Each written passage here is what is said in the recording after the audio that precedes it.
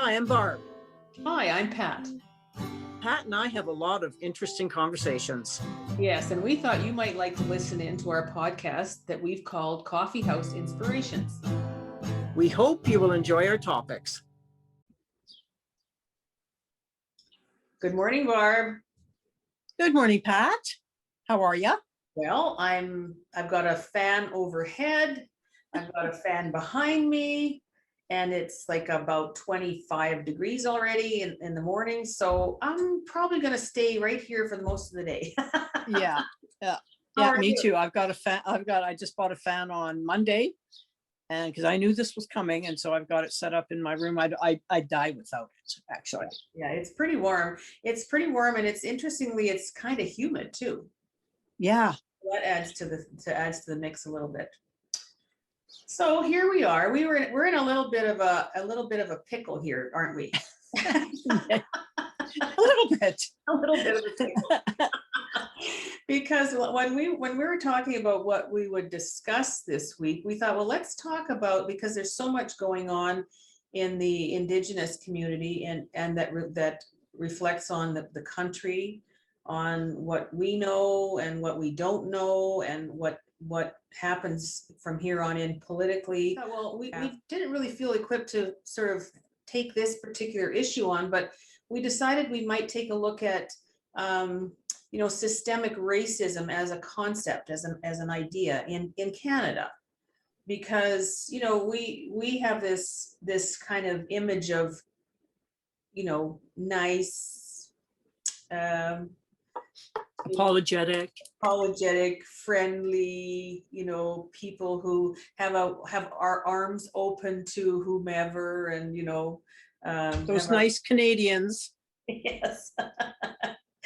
And so when we started looking at this whole systemic racist issue, and with a lean on looking at how it impacted our Indigenous population, it's rather overwhelming.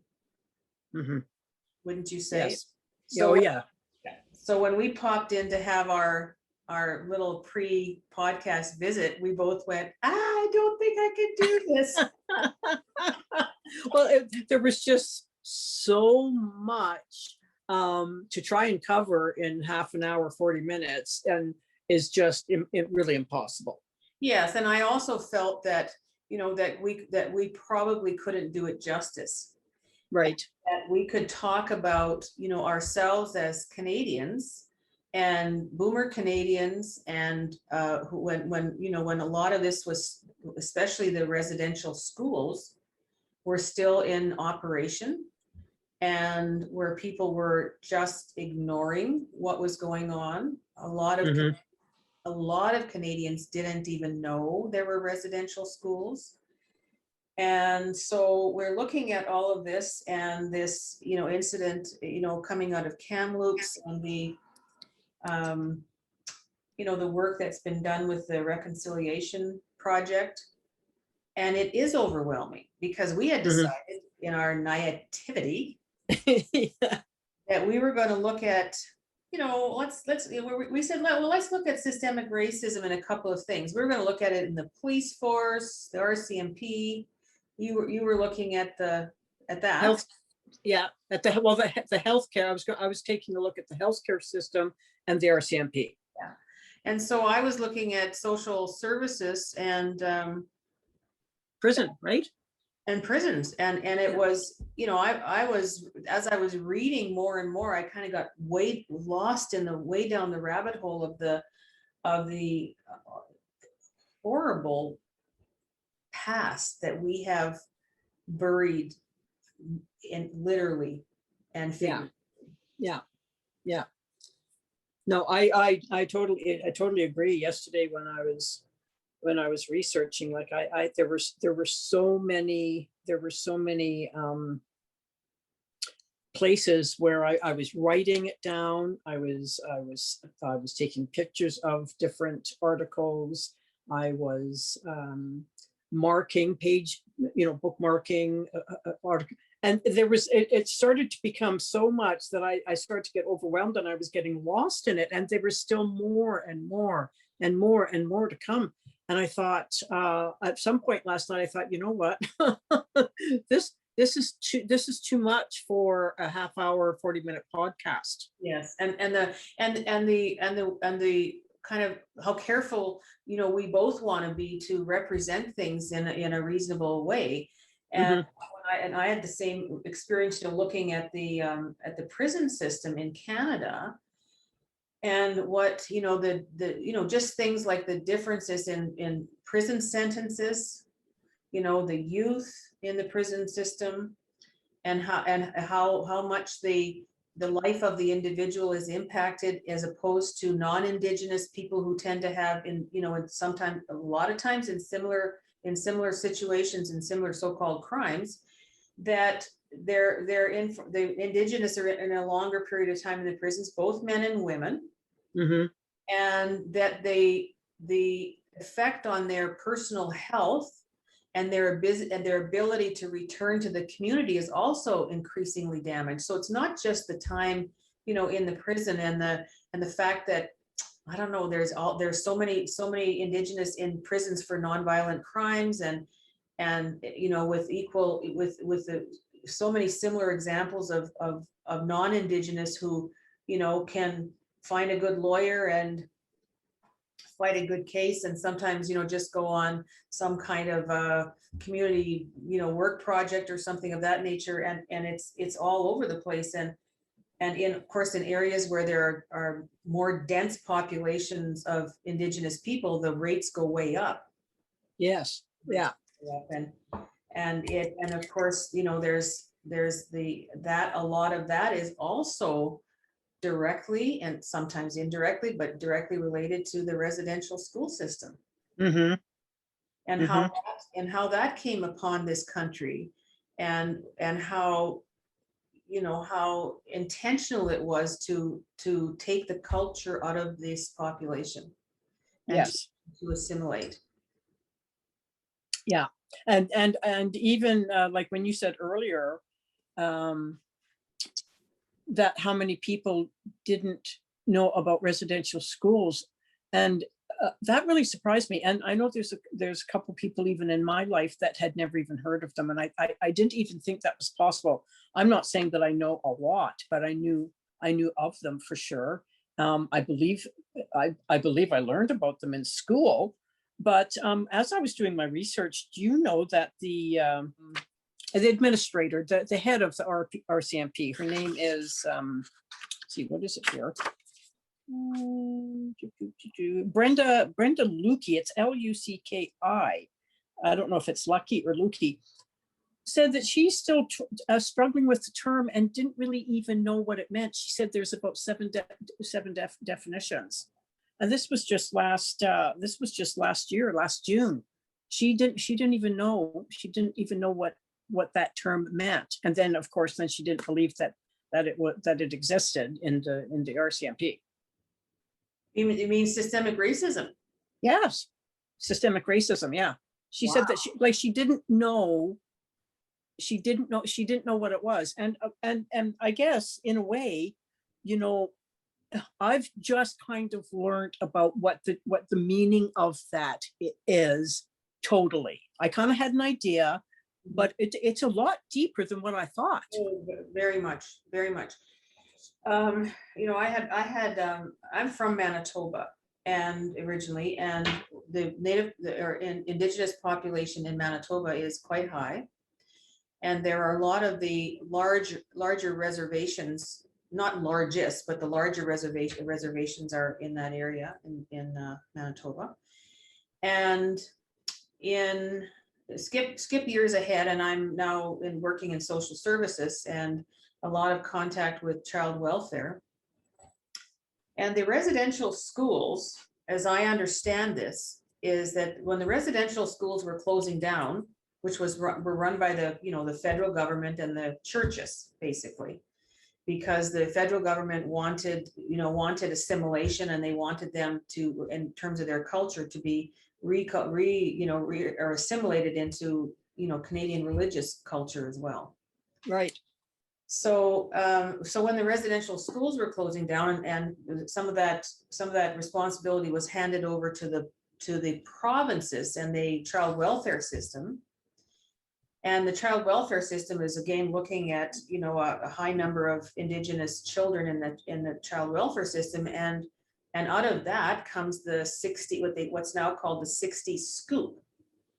So now they're no longer in residential schools, but they're now in the hands of the provincial government, who is handing them over to white families in various communities, and really having that assimilation project carried over into at that level, because you can close the schools.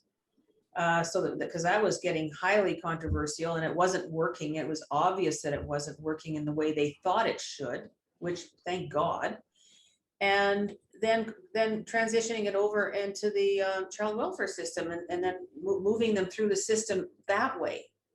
Why didn't they just return them to their families? Because the commitment was still, I believe, that systemic racist commitment that these people, that's the way they talk about them, that should not be allowed to develop their own cultures, and to gain sort of, I think there was just this absolute denial of the value of the Indigenous population as they were in their own culture. So that in all this racist nonsense to make this decision to annihilate that culture. And so they were just going to adopt and foster all of these kids out to white families. I'm probably oversimplifying it, but you look at the end result to see what could possibly have motivated that. And it was also at a time, you know, when a lot of, I know in my experience, just in the social service world, is that a lot of Indigenous people were moving into the cities. They were finding work, bringing their families into the city. We worked with a lot of those families who were just wonderful, loving, capable, brilliant people finding their way. Lots didn't, but lots did. And that whole idea that there was something, you know, detrimental to the country in that culture, it's just heartbreaking. So they had, I mean, so there's probably a lot of people that had, you know, they had the best of motives and intentions, but still, you know, you can definitely see why the trauma of not only the families that had their kids taken away, but the kids themselves. And as I understand, a lot of those kids tried to make their way back to their families, didn't they? They were killed, they were lost, they were, you know, just trying to make it back to their families. Like, it's just really just it's a huge stain, isn't it, on our... It is. I mean, and I, that's why, you know, when I sort of started really digging into this, I kind of thought I knew enough. I didn't know anything really historically. I mean, when you just looking at this, at some of the work that the Indigenous communities have done in terms of research, and looking at the harm that was done to people who were in the residential schools, and the fact that trauma has a DNA sort of ancestral, you know, impact on so many, because you know, when you're in a, I don't say when you're in, I mean, what I'm reading in these schools, the abuse, care. And sometimes when these kids got really sick and near death, they would just ship them back to their families, knowing they weren't going to survive. And if they died, they just didn't tell anybody. People didn't know where some of these children went ever. And they just made some assumptions that they must be somewhere near the schools. And then the sexual and physical abuse through the church and churches. Yes, the church, that's another issue, isn't it? It's just heartbreaking beyond, almost beyond what you can, and we're just talking about this as two white women outside of that system, and our own sort of sense of the horror and the pain of that is only, it only pales Mhm. comparison to the reality for those families, don't you think? Well, yes, and you can see it. You can see it all over the news and the media. You can just see the pain and somewhat relief that um, that has kind of been brought in an unfortunate way to the forefront, right? Because the Indigenous community have been talking about this for so long, and they haven't been taken seriously, not seriously enough, anyways. No, And I I think that that's a good example of what you're saying of what systemic racism, how that chokeholds people. Because yes, the system itself is so inherently racist.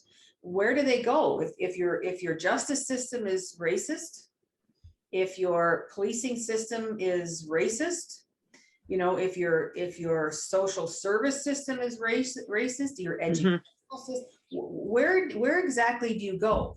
well, that's Yeah.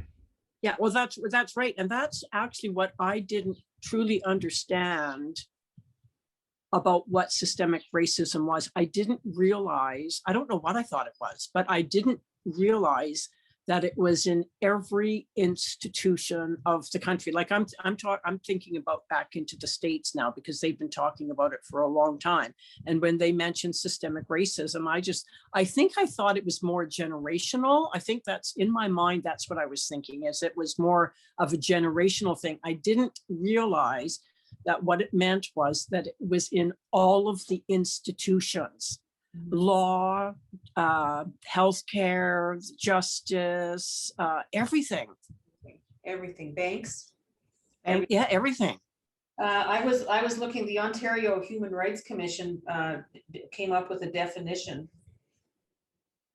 because they were doing a lot of studies on, and I'm sure Indigenous people cringe when they see another study coming up, because that has never really borne too much.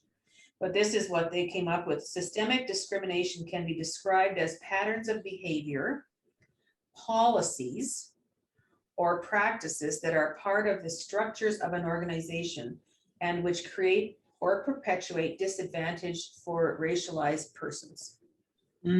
Okay. It's in the policies, it's in the practices. You and I were talking last week about an incident, this was a number of years ago in Manitoba at the Health Sciences Center, where a man died in the waiting room of the emergency Yes, department.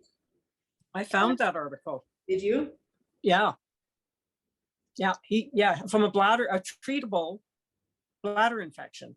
What was the sort of the summary of the article? Can you remember? Let's see if I can just find it here. 'Cause I think there was also an inquiry around that too, about health practices. And yes, there was. yeah. And guaranteed there would have been that's where systemic racism comes into play, because there are so many varieties of problems and crises that come into emergency centers, and wow, a little bit of racial profiling can ease the lineups a bit, I would guess. Yes. I can't quite find it right here, because like I said, I've got so many places bookmarked and written, and screenshots and stuff. But he wheeled himself in, and he was kind of like slumped over, and he got to the point where he was vomiting and stuff, and the staff in the emergency department just ignored him. They just thought that he was just intoxicated. And eventually some of the other people that were waiting actually brought it to their attention, and they were concerned, that they said, oh no, never mind him, and just ignore him. He's just sleeping, or he's intoxicated, or he's just hanging around. I think that was one of the other things that they said, he's just hanging around, no other place to be. And then he ended up dying. And then of course, when they do the inquiries, then they say in air quotes that they're going to implement all these changes and all of these new policies, and hopefully some of them work, and they just better communication, I guess, with the Indigenous peoples. And I'm sure that some people are really sympathetic, but other people, like, that goes into the systemic racism again. Yeah. That's just what they believe and how they believe it. Yeah. There's been been some things that have come to light through the reconciliation projects and such that have really brought the stories to the table, where people have an opportunity to tell their stories, not only about the the residential schools, but just by the treatment of organizations that they may have gone to for help, or were forced to go to for help, or that sort of thing. And yeah, we're in this country is in some good trouble right now, and I use that because that's a term that John Lewis uses. Yeah, that's right. Is that this is our opportunity as a country to come to the table with some knowledge and take the time to learn, so that when these committees are set up, you don't come at two sides, those that want everything the same, those that want the change, and there has to be more on us to educate ourselves as to what this country participated in that cultural genocide. Yes. Impact that it's had on Indigenous people, and therefore on the country as a whole. Because when you mess up an entire population of people, it's going to impact everyone. Of course it is. You can't turn around and blame the victim. That's right. Yes, that's right. And I think what happened down in the States with George Floyd, and because there were so many Canadians that supported the Black Lives Matter movement and the protests and everything, kind of was almost like a precursor to what's happening now. It was almost like it was setting the stage for action. Yes. And change. I believe so, because because it's and there are so many different racial populations in Canada that are facing this kind of treatment as well, because that's the nature of systemic racism. It doesn't always make exceptions for this and that and the other. And you know what? The other thing that surprised me, I didn't know this, and I feel like a bit of an uninformed person. There are over 600 different Indigenous tribes in Canada. Yes, I didn't know that either. And that's a lot. That's a lot, and about 60 different languages within that group. And it also occurred to me, because everybody, talks Indigenous and uses that word as though everybody's the same. Right. And it was a common argument that we used to use, and when I first started working in gerontology, is that everybody assumed that if you were over 65, you would be happy doing this and this and this. So we could house you here, we could set up these programs here, and then all of the people over 65 would be happy, as though there was one homogeneous group of one answer. And when you look at the diversity in the Indigenous communities, and then think that there will be one solution, because there won't be. And until there is a general consensus that we have to look at the diversity within the population, can we even begin to understand it? That's a really good point. Like, I didn't realize that there was and I have to say that I am probably totally guilty of that kind of thinking, because I didn't realize that there were that many different. I didn't either. When I saw 600, I thought, what? I know. And I'm from Manitoba. I'm from Manitoba, and I think there were two. See, I'm not even going to say, because I don't know. Yeah, I know there were Cree and Saulteaux in Manitoba, and there was probably 4 or 5 others. I don't know. Now, have you ever heard of something called the pass system? This is something that I learned. Okay. Okay, so the RCMP created it in 1873 to clear the way for colonial settlement. Mounties took children from families to residential schools and enforced the pass system. So I didn't know what that was. So I looked it up, and I don't have any more written down about that. But what it did was it prevented the different communities, Indigenous communities, from traveling back and forth to other communities if you didn't have a pass. So it made it so that if they would join together in, say, a Sundance ceremony or something like that, and the different communities would come together, they weren't allowed to do that unless they had this particular pass. So that might be something that our listeners, if they want, can do a little bit of research on, because I didn't know anything about that. It really restricted the movement of them to do anything, to just go off of the reserve and go anywhere unless you had this pass. I'd never heard of it. I had heard bits and pieces of that in one of the articles that I read, and I think it was also to make sure that they didn't go to the residential schools. Oh, to look for their kids?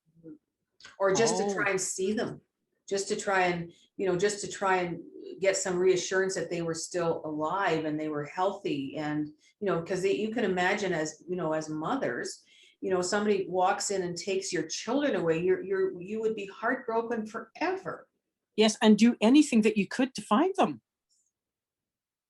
That is just cruel. And so when you have a system in place, you see, this is the systemic part of it. When you have a system in place that was right from the, right down through the federal government, into the law enforcement justice system, and then the residential schools and the entire religious debacle. Yeah. Yeah. That it's just overwhelming, and I think that what we're just suggesting is that as Canadians, we need to do more to know more. Exactly. And that we have to look at our own racist sort of predisposition, as it might be said. I don't know if that's even right, but I feel like we have a lot of work to do, because this is not just our country. Yes, and I think what you're suggesting is one of the things that, as I was doing some research, that one of the latter paragraphs in one of the articles was, what can we do? How can we be an ally? And that was one of them. That was one of the things. Just inform yourself. Just maybe read more about different cultures, maybe from different authors, maybe different programs, shows, like, there's the Aboriginal television station, APTN, I think it is, and just to inform yourself, and to, I think it said, check your whiteness at the door, so that you're not all offended if Yes. if. Well, and there's a lot of things that we don't want to hear. That's right. Because this is a dirty little past. It is. It is, or it has been. I don't think it will be now. Yeah. Anyway, so that's our call, right? To just to loosen up, listen, learn, and to look at some of the history that has brought us here, and how we got to this place where we have to hear this news about these hundreds of children. And their estimates that I read, up to 6,000 children that died in the residential schools. Wow. And to put yourself in the place of someone who has had that experience, and listen to the stories, because you know, when the hearings were in place, you know, with the Indigenous women lost and murdered, people didn't want to hear that. It was, why? Because it's horrifying. Yeah, because I was just gonna ask you. I mean, why do you think that is, that people don't want? I mean, it's uncomfortable, of course, and like you said, it's horrifying. I don't know. I'm going to go out on a limb here. I think it's guilt. Okay. And it's fear. People are always afraid that somehow this is going to impact their lives, as it should. You know, and that we have to hold on to our stuff, you know, because Yeah, we can take our stuff. And this fear that if we really look at this and we really understand how we got here, that there is reparation to be made. Yeah. And I don't know that. One of the things that I'm wondering is, you know how down in the States now,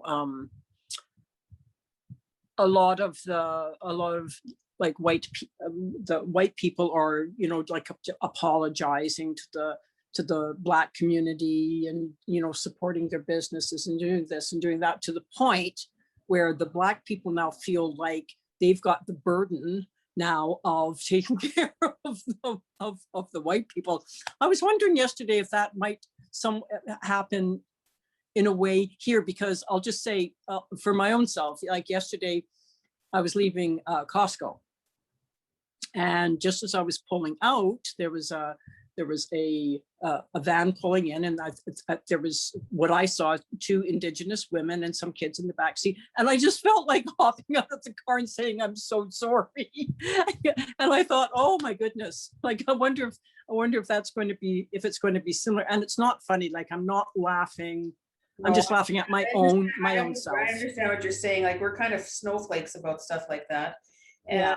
I think what I heard a couple of people on, you know, on the radio, just interviews and such in the last few days. And one of the women, who was very, very well spoken and hilarious, but very, very straight out. And she said, white people just need to shut up for a while. Yeah, I think that's true. Wow, that I hear you, because that, you know, everybody's got an opinion. And also what I've noticed in some of these, you know, rebuttals to this, is that everybody wants to defend the way the system was. And I think we should be so far past that, and that we should be tone deaf to it. Yeah. Because there is no defense. No, not on this. Anyway, so Okay. it's nice to have an honest discussion about this, where we know what we don't know. Because that's right. There's a lot. There's a lot. Lot that we don't know. Yeah. But maybe this will be a like a jumping off point. Well, and you know, and I would say too, you know, there are a lot of, read some Thomas King books. You know, they're so well written, and such a an interesting author, and an interesting look at, and find some good authors, some, you know, some good Indigenous authors that you can learn a little bit about their perception of the world, and how they fit into the world, and how we need to learn from that. Yes. As the history. Because no, I don't know who Thomas King is. So is he an Indigenous author, or he writes about Indigenous peoples? Well, he's a novelist. Okay. Storyteller. And so I would suggest that as a, you know, for a starting point, but just look at the history. It's hard to read it sometimes because it's painfully. Yeah. Awful. Well, a couple of people in my circle that did not know that much have really made an effort, since this news came out at Kamloops, to actually do some research and learn about it. And I think I applaud them for that, because I think that's what we need to do. Because I think the more we understand, and the more information that we get, the more understanding we're going to have. And yeah. All right. Well, that was a good one. That's a good look at what you don't know. Yeah, that's right, Pat. Okay. Oh, I was supposed to. Oh no, I'm on the hot seat. Oh, what have you been reading or watching? Well, I know that's why I'm on the hot seat, because I was supposed to have something prepared. Well, do you know, I did watch something, and we both watched this. There's a Netflix series called The Kaminsky Report. That's right. I'm sorry, The Kaminsky Method, right? Yes, the Kaminsky method. Yes. So this is with Kirk Douglas. Oh, Jesus, that's wrong too. Michael Douglas, and he is he teaches theater and just general movie parts and whatever else you would call that. And there he's quite advanced in years, and he has a young student population, but a lot of his contacts are older people. And I thought it was a nice look at the generational thing too, but an interesting look at the dynamics between people who are a little bit screwed up. Yes. And yes. I like that. And what about this season? He also has what's her name now that has co-starred with him in many other movies? What's her name? That plays his ex-wife? Yes. It'll come. We should. Yes, I know what you're talking about, because we were just talking about her yesterday. I know. I mean, any other time. Kathleen Turner. Thank you. You got the first name. I got the last. That's why it's good to have two heads working together. So Kathleen Turner is with him again. You know, she was with him in More of the Roses and Jewel of the Nile and all of those ones, and they work so well together. That was a really good pairing for sure. And then that what's the guy that, you know, that is it Reiser, the guy? Oh yes, is it Paul? Paul Reiser, yeah. Yeah. See, you got the last. He's in that series with Helen Hunt, and he does a fabulous job of being kind of a knob. Yeah, do you know he's actually in that in Stranger Things? You know that Netflix show Stranger Things? Oh, right. Yes, of course. He's one of those doctor scientist guys at the lab. Right, that's right. I remember noting that once. Anyway, so that's that. I think we should end it here. Okay. And that was a painfully difficult twist through that conversation. But we made it. I think we did. Okay, Barb. Well, we'll see you next time. Okay, and stay cool, Pat. You too. Bye, Barb. Bye, Pat.